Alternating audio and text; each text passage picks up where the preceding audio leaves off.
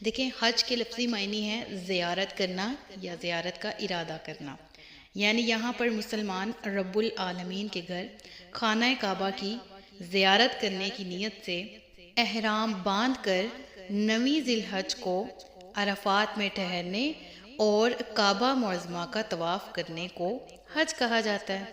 اور اس کے لیے ایک خاص وقت بھی مقرر ہے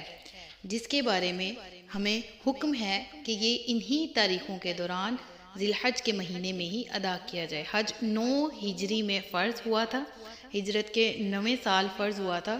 اور اس کی فرضیت کے بارے میں قرآن مجید میں واضح آیات ہیں۔ اگر کوئی اس کی فرضیت کے بارے میں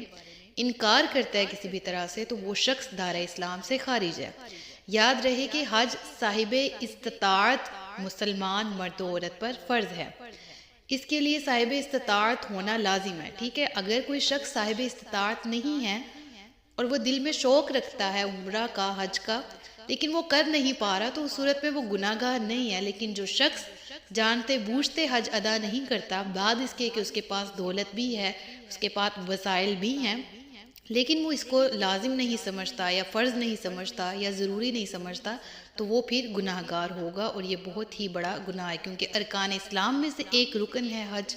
تو اس کی ادائیگی ہر ایک مسلمان پر جو صاحب استطاعت ہو لازم ہے۔